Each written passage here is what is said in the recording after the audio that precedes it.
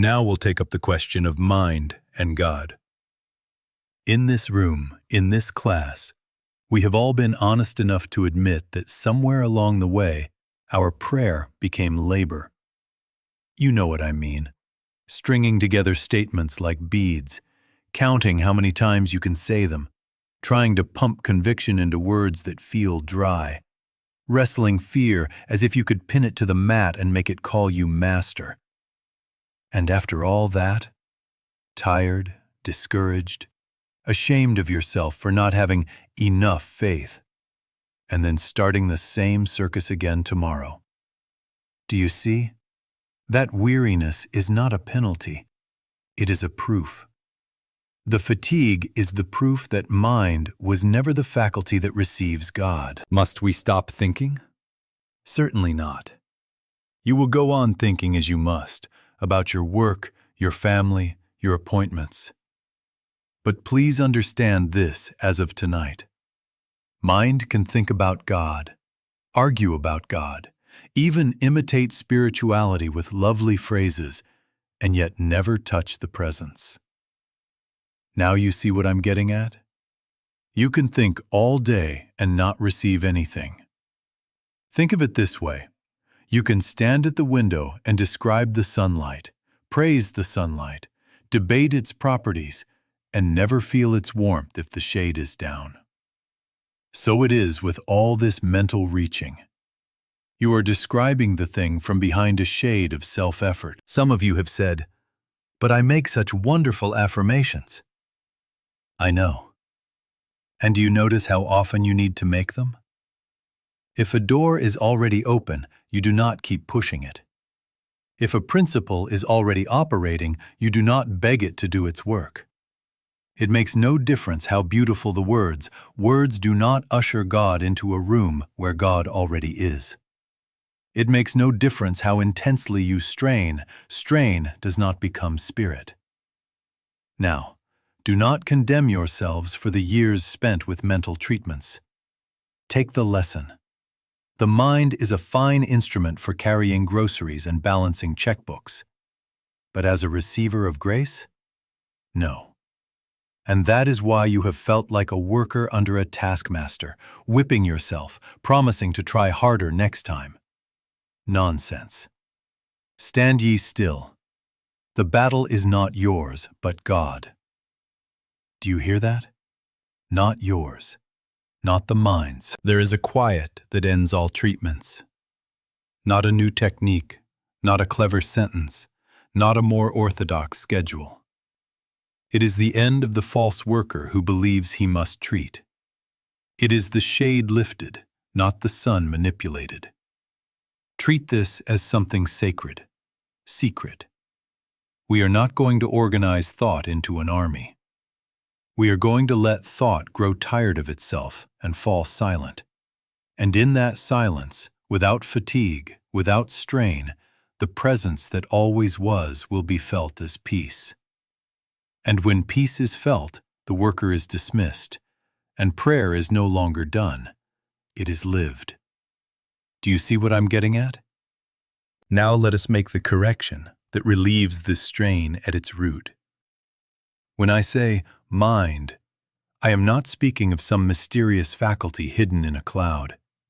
I am speaking of what you meet all day long, that stream that runs through you, commenting on everything, praising and blaming, fearing and hoping, stitching yesterday's memories to tomorrow's projections, measuring, weighing, rehearsing speeches you will never give, replaying scenes you cannot change. Do you recognize it? It is always telling you what this means and what that means, what could happen and what should have happened. It is a reporter with no editor, a commentator without end credits. And you have been trying to deliver God to that newsroom with bulletins and headlines and editorials. Nonsense. Do you see what I'm getting at? Mind is an instrument. It is a fine instrument. It adds, subtracts, finds a street address, remembers the name of a friend. It reports conditions. It compares figures. It reacts to storms and stock tickers. But because it reports, because it compares, because it reacts, it cannot be the I that knows God. A thermometer reports temperature. It is not summer. A camera records a face. It is not life. So it is with mind. Useful, yes. Identity, no. The I that knows God is not a reporter. The I that knows God is not busy giving you a weather report on your emotions. Follow me in this, and stay very honest. If you were the mind, could you ever be free of it? If you were the mind, who is it that notices the chatter? Who is it that hears a thought say, I am afraid, and quietly observes, fear is here? Who is it that can watch memory spool and future surge, and yet remain unmoved enough to say, there goes the mind? Now you see. The very moment you can say, my thoughts, instead of, I am the thought, you have uncovered a distance. The moment you see the mind as an object, you have already discovered you are not it. And let us be blunt where we must be blunt. Forcing peace is not peace. You can command the mind all day, be still, be still, be still, and only make more noise. You can beat on it with affirmations, scold it with scriptures, threaten it with consequences, and only educate it in better ways to argue. It makes no difference how forceful the tone. Force cannot birth spirit. It makes no difference how strict the regimen. Discipline cannot manufacture grace. Stand ye still. The battle is not yours, but God. Not yours. Not the mind's. What then? We establish a new premise for our life of prayer and practice. There is an awareness present that notices the movements of mind without becoming them. That awareness is closer to the doorway of spirit than thought will ever be. Do not try to make awareness. You are never apart from it. You prove it every time you watch a worry pass and say, ah, there you are again. Treat this as something sacred, secret. Let the mind keep house and carry groceries. Bless it for its service. But when you would know God, retire into that which can watch the mind without comment. Be still and know. Not, be noisy and fashion a peace. Be still and discover that peace is prior. In that discovery the worker is dismissed, because the one who sees is already free of the thing seen. Now, since you have seen that you are not the mind, let us look straight at why so many so-called treatments have worn you to the bone. You take up a statement, and at once you take up a position against something. Pain in the body, a figure in the bank, a memory of injustice, a diagnosis, a person whose name makes your jaw tighten. And then what happens? The statement becomes a fist. The appearance becomes a face in the opposite corner. And you climb into the ring, promising God you'll go 12 rounds if that's what it takes. Do you see it? You call it prayer. You call it treatment. But it is a boxing match with shadows. And the more you swing, the more real the opponent seems. You say, I must overcome this. And in that breath, you have granted it standing. You have announced a second power. Nonsense. Evil is not a power. Emptiness is not a power. Fear is not a power. But when you oppose them with fear and effort, you lend them power in your own consciousness, and, be assured of this, it's stronger than you are as long as you fight it as though it is real. It makes no difference whether you swing with holy words or with human arguments. If you stand there, taking punches and giving them, you have already confessed, there are two. And then you are weary, because a divided universe cannot rest. Stand ye still. The battle is not yours, but God's. Hear it again. Stand ye still. The battle is not yours, but God's. Not yours, not the mind's, not the fists, and not the fear. Let me give you a picture you will not forget. You have a bowl of muddy water. You don't want it muddy. So you take a spoon and stir, and stir, and stir, because you are sure that with enough motion you will produce clarity. What have you done? Your very activity keeps the sediment in suspension. Your effort is the cloudiness. Now withdraw the spoon, set it down, and leave the bowl alone. In a little while, no pleading, no pushing, the silt drops of itself, and the water reveals what it always was when undisturbed. Clear. So it is with treatment that fights. Your stirring keeps the issue alive. Your stillness lets what is not of God sink to its native nothingness. Do you see what I'm getting at? The goal is not to create a stronger mind to defeat error. That is only more stirring, more rounds in the ring, more acknowledgement of a second power to conquer. The goal is to withdraw consent, to stop energizing the picture, to let what is not of God destroy itself without your help. Evil has a way of destroying itself, unless you take up arms against it. We won't even go out to fight them. We will stand still. Stand ye still. The battle is not yours, but God's. Treat this as something sacred, secret. The next time pain shouts or lack waves its little flag, do not take the bait. Sit you down quietly. Wait for the inner hush that says, I, in the midst of thee, am peace. It makes no difference what name the appearance uses, pain, person, past. Withdraw your spoon. And in that holy non-resistance, you will watch the surface settle. Not because you won the fight, but because there never was a second power to fight. Now let us look at the hidden assumption that has kept you stirring the bowl and tiring yourself out. Nearly every prayer that begins with anxiety carries this seed. If only I tell God, if only I cry loudly enough, if only I arrange my words with pious accuracy, God will hear, God will move, God will do. Do you see it? This imagines God as a reactive agent, some great official waiting for proper forms to be filed before lifting a finger.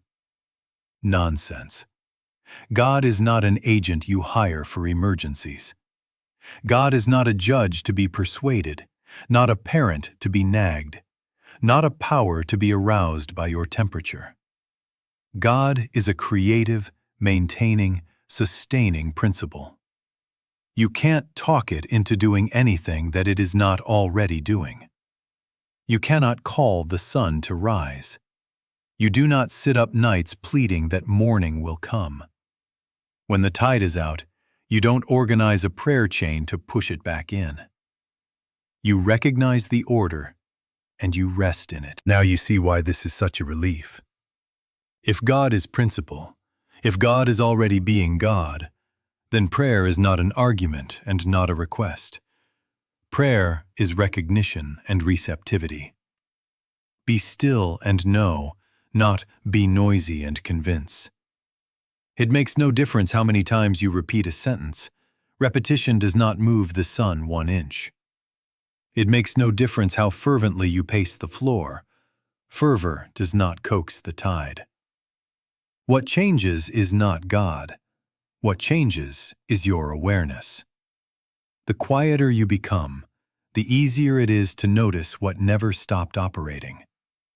Like lifting the shade to feel the warmth you once only described, you discover that the presence was already at your window, already filling the room that your agitation kept you from enjoying. In this room, in this class, let us set down forever that crude notion of informing God about conditions.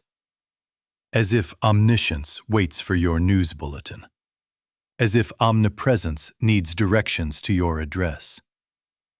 The very attempt to notify or persuade reveals that the mind has again taken the throne and crowned itself messenger and manager. Stand ye still.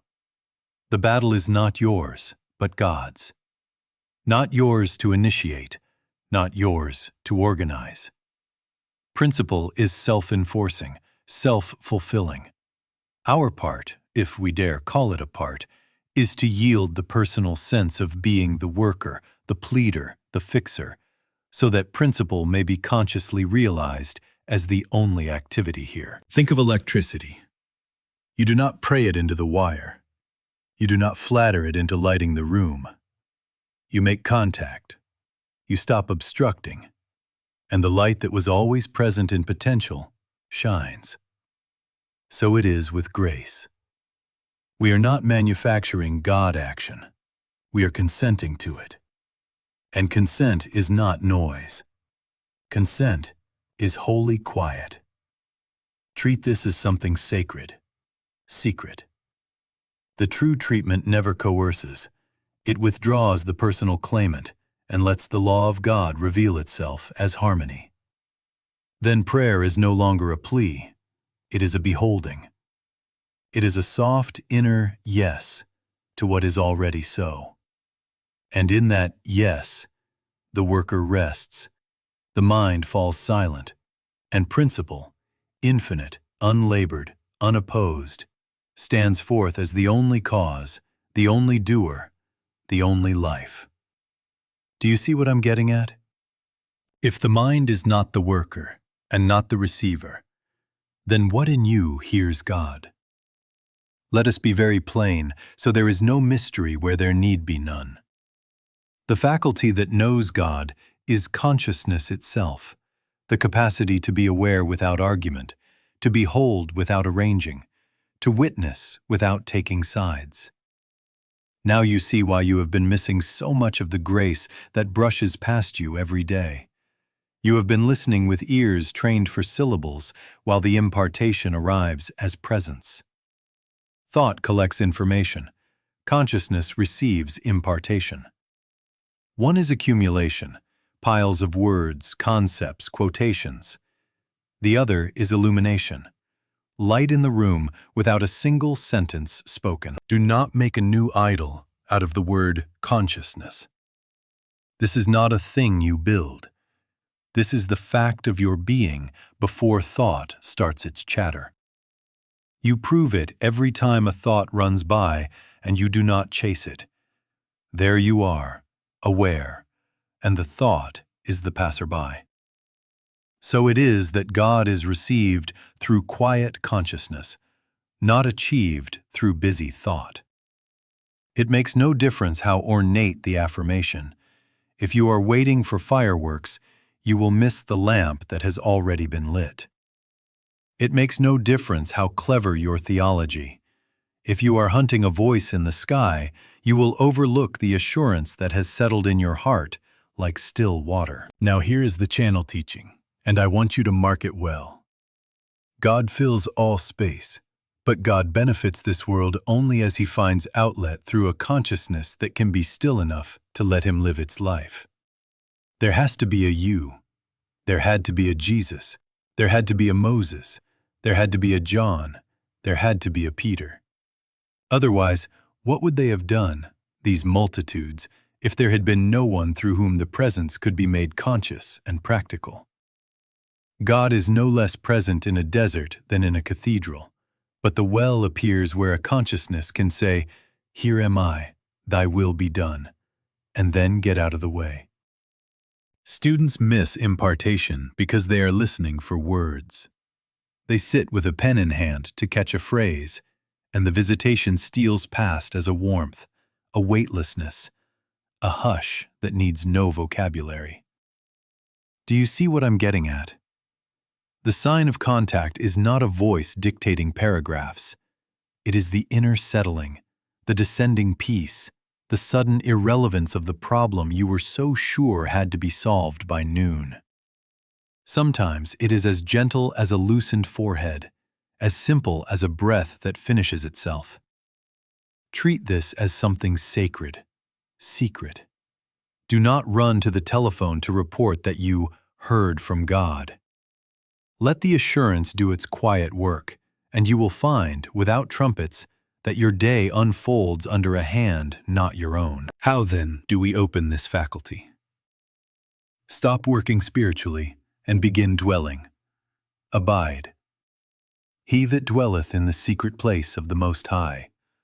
Not he that labors there, not he that argues there, but he that dwells.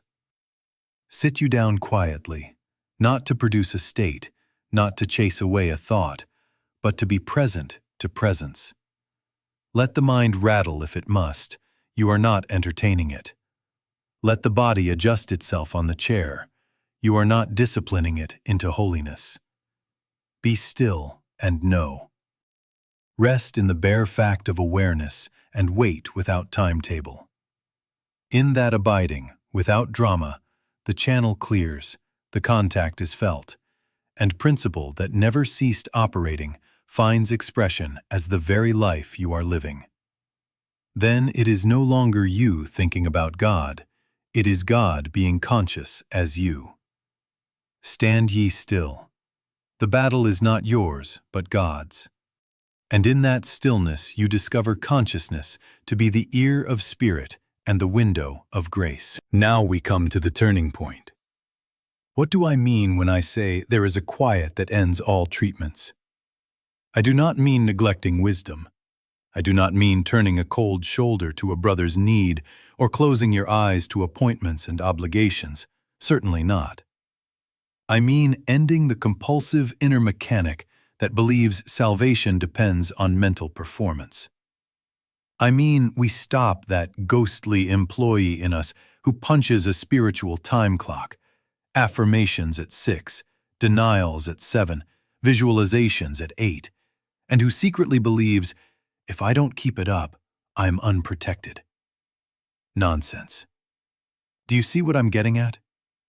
The end of treatment is the end of the worker who treats. It is not the end of love, not the end of intelligence.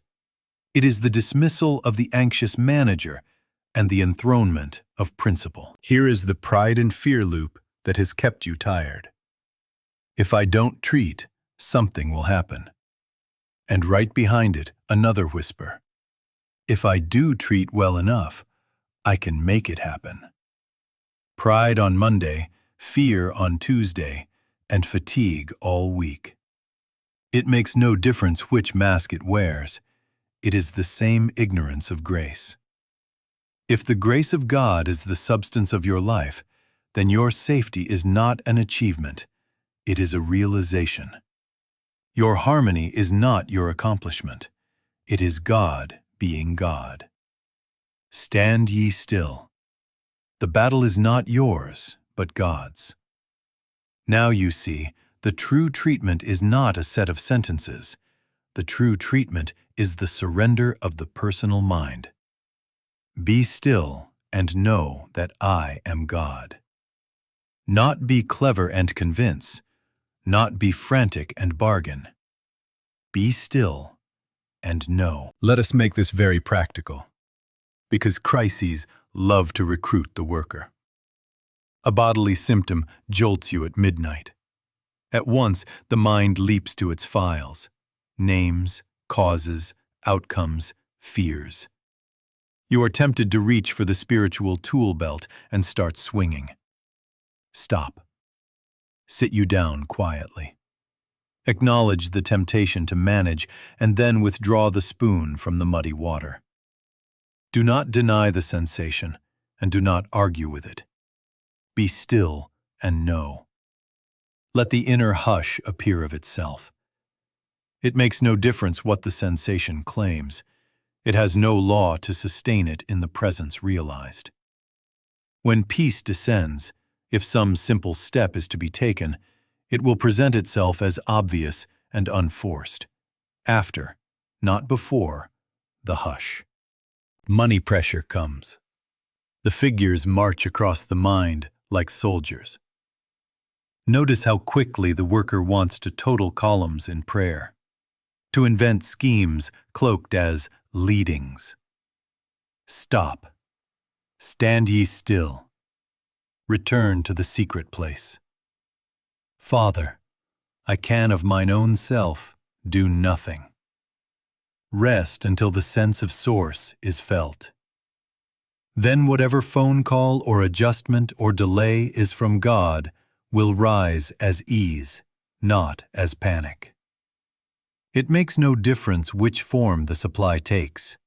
What matters is the realized presence that is supply. A relationship offense stings. Words demand to be spoken, speeches rehearsed. Do not enter the ring. Withdraw consent. Sit quietly until the pressure to retaliate evaporates in the awareness, I in the midst of me am peace. From that peace, either a word of amends ripens naturally, or a silence does the healing without your eloquence. Treat this as something sacred, secret. In a few moments we will not imagine, we will not visualize, we will not affirm. We will stop. We will stand still and let the presence be recognized. The worker is dismissed. Principle is on the field. The true treatment is the end of treating, resting until the presence is realized, and letting that realization live your next step. Treat this as something sacred, secret.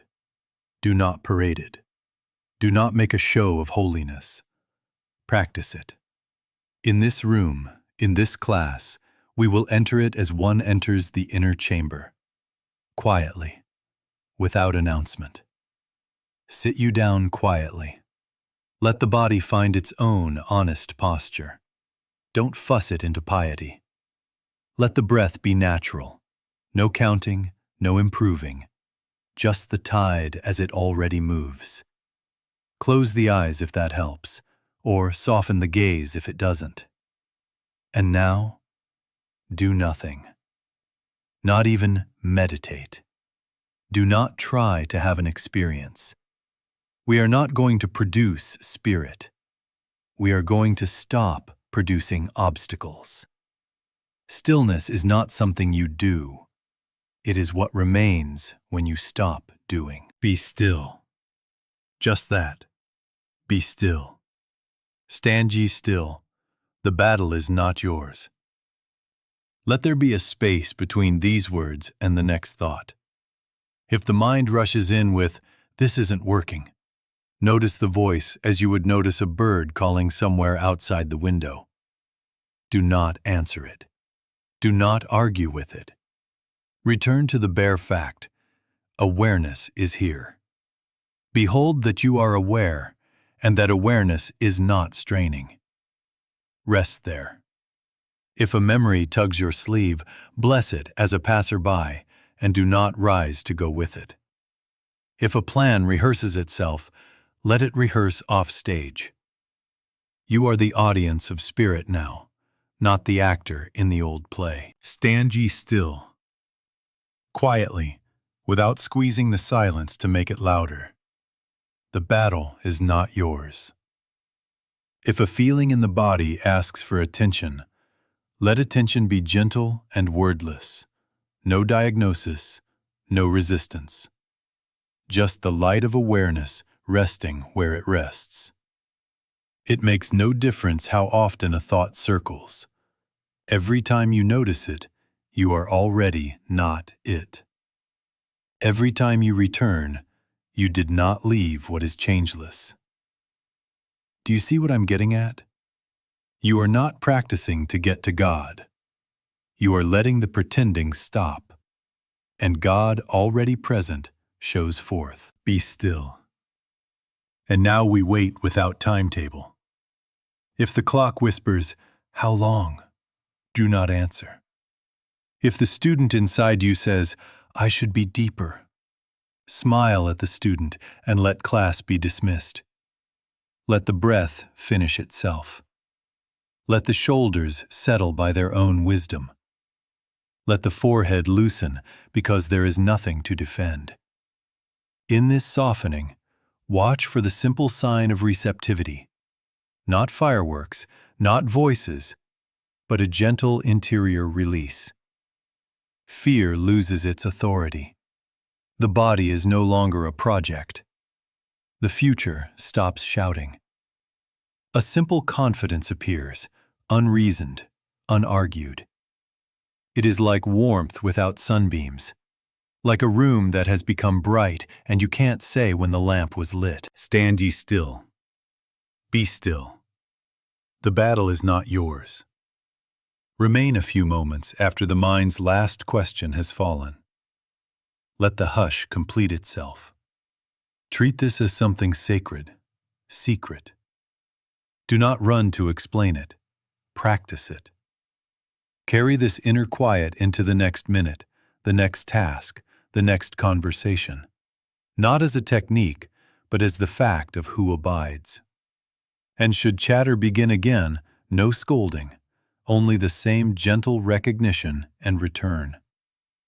So it is that stillness, uncovered, lives you, and principle, already operating, is felt as peace. Now when you rise from this hush, and the telephone rings, and the world presents its old claim, symptom, deadline, personality, do not be surprised.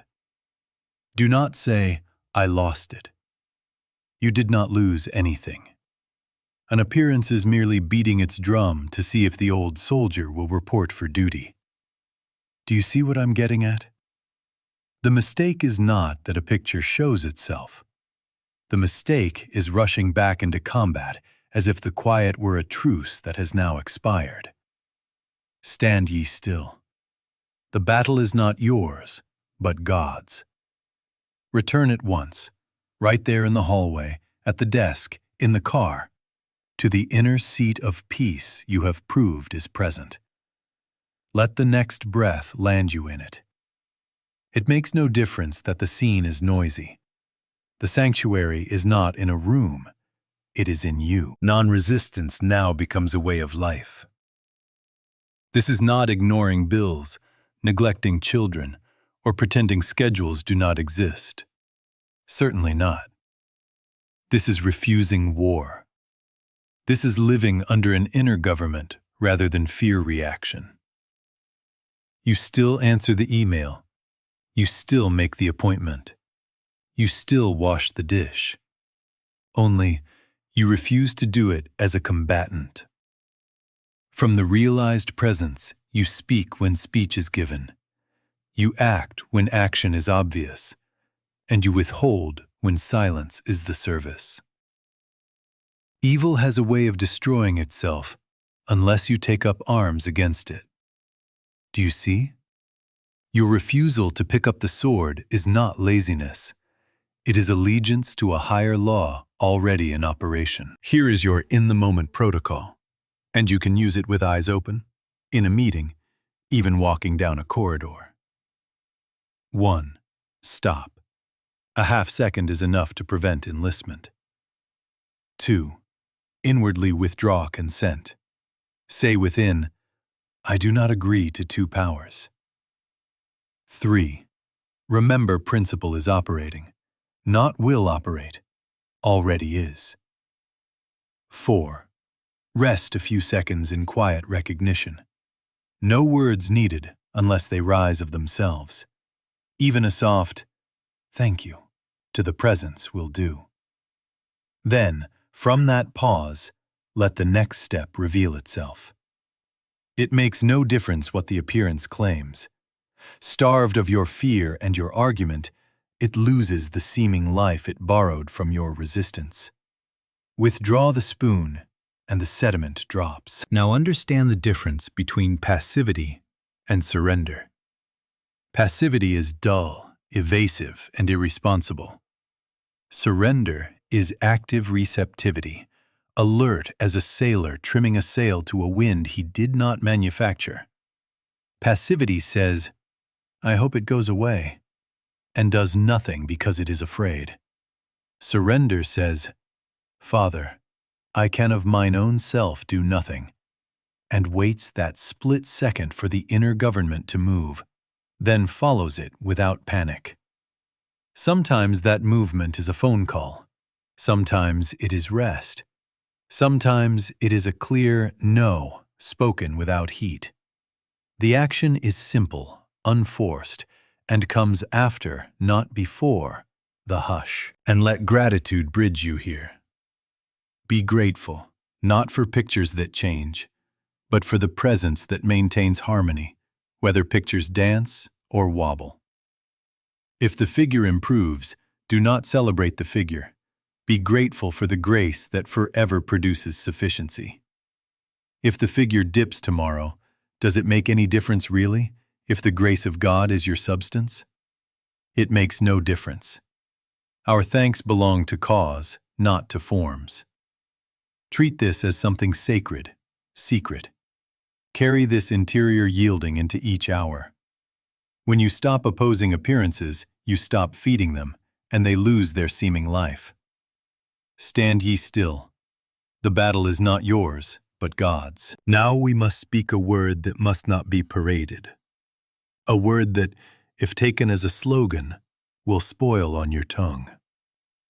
There is an I within you that is not the talking mind and not the proud little manager who thinks he runs your life. Certainly not. This I is an activity of God, a presence, a living something that does not argue and does not defend. It is not owned, it is.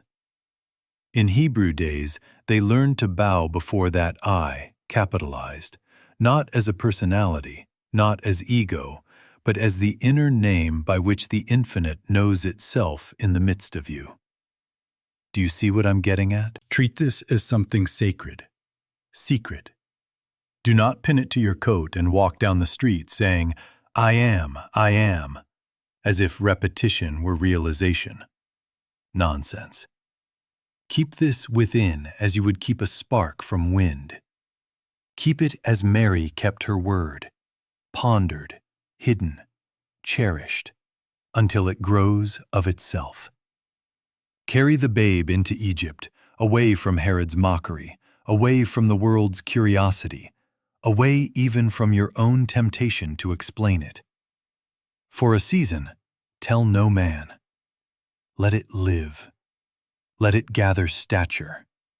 Let it demonstrate before it declares. It makes no difference how thrilled you are at first touch.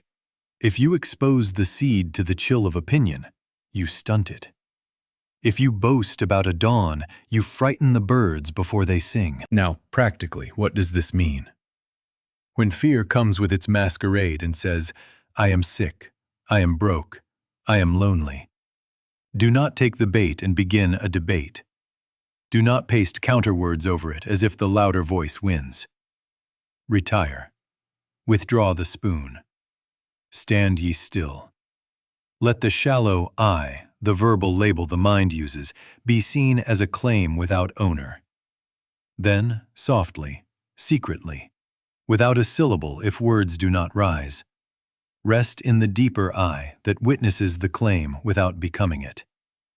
That I has no disease to heal, no lack to be supplied, no isolation to overcome. It is whole, it is fullness, it is one.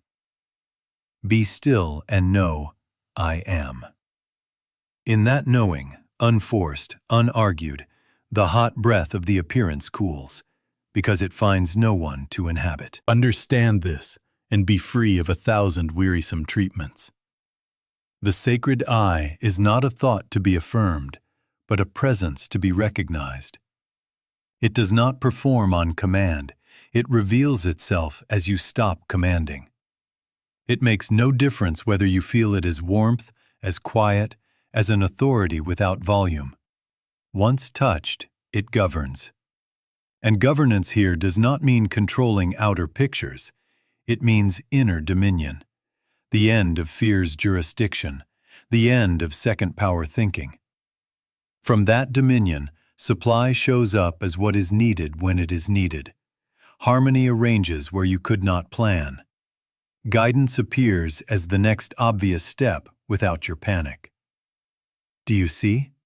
The I that knows God is not the mind's voice. It is the inner presence to be kept sacred and lived. When it is kept secret and given room to mature, it speaks for itself without words, and the life you call yours becomes its demonstration. Stand ye still. The battle is not yours, but God's.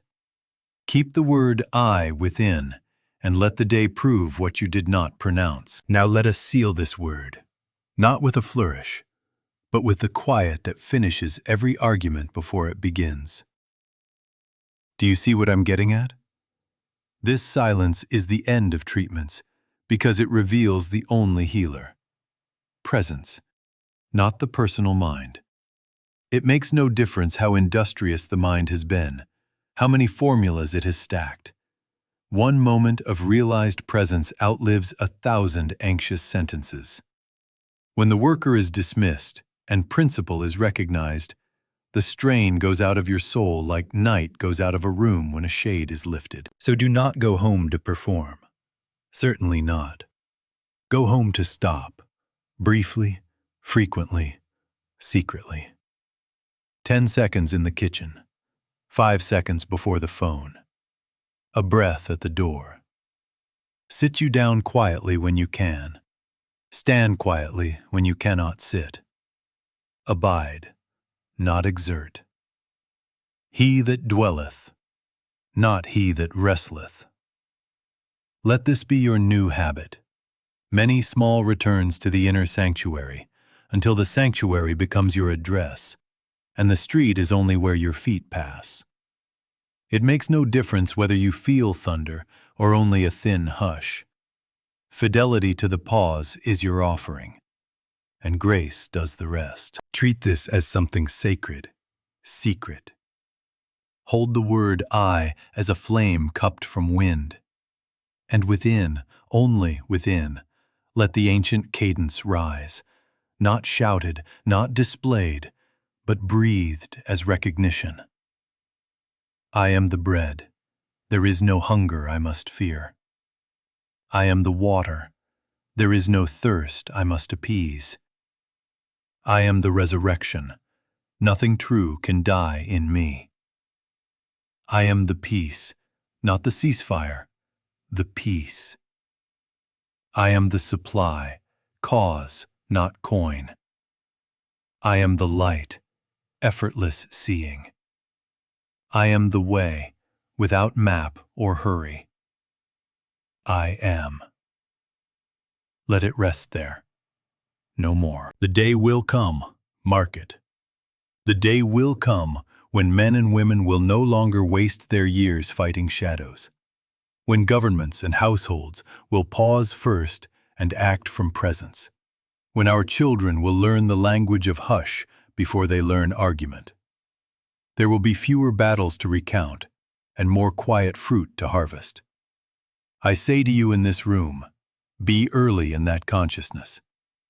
Be the doorway through which your families and your work find a non-reactive world. It makes no difference whether the world notices, principle notices, and principle is the only audience that matters. And now the final instruction.